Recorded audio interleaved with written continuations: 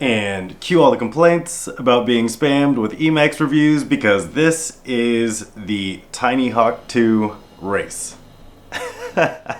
Let's take it down to the table and take a closer look at it. Alright guys, so just a close look of the Tinyhawk 2 Race. Comes with a case very similar to the other Tinyhawks, with the laser cut foam. Then we've got a little spares bag, some hardware, some grommets. I think that's a 1S connector because the connector, the drone, it only powers on when you plug in both of the 1S LiPos. So that's what that plug is for. And then it comes with two 1S 450 mAhs, and they just connect with this like dual PH2 connector. I think that was similar to the Tinyhawk Freestyle. But you can see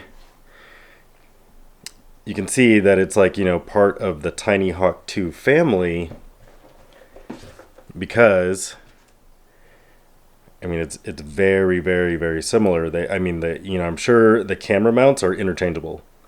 And then if we look at them down on the table, they're like almost the same size. It's pretty crazy. The Tinyhawk 2 Race, it is using a carbon frame. I believe the board is the same as the original Tinyhawk 2. Runcam Nano 2 camera. And these are the same motors that come on the Tinyhawk Freestyle. They're 1103 7500 kV. Hopefully that's showing up. So this guy weighs, let me get my scale, 45 grams. And then compared to the Tinyhawk 2 was about 31. Yeah. And then if we compare it to something like one of my toothpick quads, the GTB 229 is 53 grams. These are the Avan Blur 2-inch propellers. I don't think they've used these on a lot of quads before. And I was kind of wondering why they didn't go with 2.5-inch, but after flying it, I didn't really care anymore. This thing, you'll see when I fly it in the backyard, it frickin' moves. All right, let's go back up. All right, guys, so that was the tabletop. And you can see it, it's obvious similarities to the Tinyhawk 2. This guy right here. But it's almost like a mix of the Tinyhawk 2 and the Tinyhawk Freestyle because it uses the same motors, carbon frame, weighs the same, slightly smaller props. But we're calling it the Race, so we're gonna stick it in the backyard and do some laps. We'll see how she does. Definitely not something you'd want to fly inside your house. Should probably plug it in first before I start wondering why I'm not getting a picture.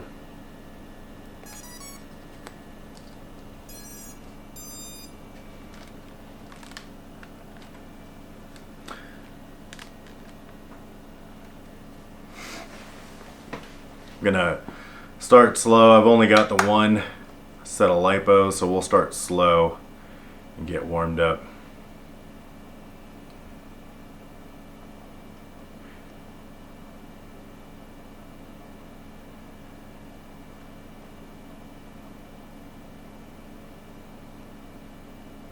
This is interesting. So I just flew both of my toothpick quads to kind of warm up since I only have the one set of batteries, my GTB 229 and my Peanut. Those are both running on 2S, but they're both like 10 and 20 grams heavier respectively. And even though they're using bigger props,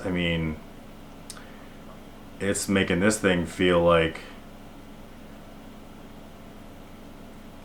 it's like automatically felt faster. Ooh.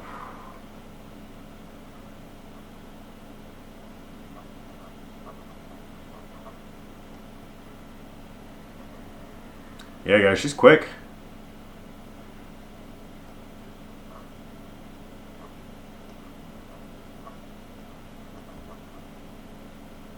It's like a perfect little backyard ripper. I guess if I had a complaint, it's that Emax didn't come out with this before I built a toothpick quad.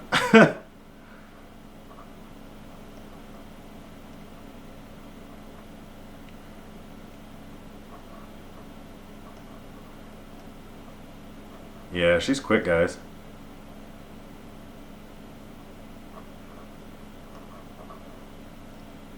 You can see there's a little bit of prop wash. I did not do anything with the ESC on this. I'm sure it could be like much improved with JEC and 48 kilohertz, but I just wanted to fly it mostly stock. I did change the tune and the rates.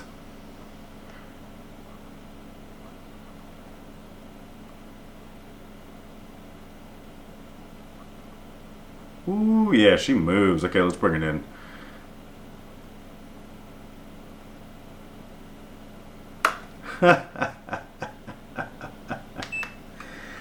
Whew.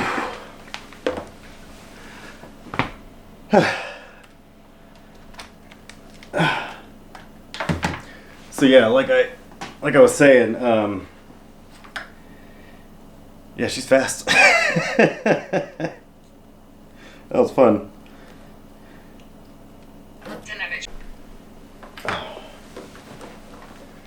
So yeah, like I was saying, to get warmed up, I flew this guy, which is, I think it was like 53, 55 grams or so, 65 millimeter props. And Jesus, the Tinyhawk THII Race just blew it away. I'm actually kind of surprised. I mean, because I've been flying this, but I wanted to have a comparison for the review. And, you know, for a, it's not, I don't know if you would classify this as a toothpick quad, but as far as what I know of toothpick quads, this like destroys everything that I have, everything that I've flown so far. I'm pretty impressed. I kind of want to try the props. The props, you know, I feel like they did okay. I'm kind of curious to try GemFan's new 2023 three blade props now. Those might be kind of cool. The lipo situation is interesting. I know people with the Tinyhawk Freestyle are used to this, but I was kind of like, when I got it, I was kind of like not confused, but I was wondering why they went with this dual PH2 connector.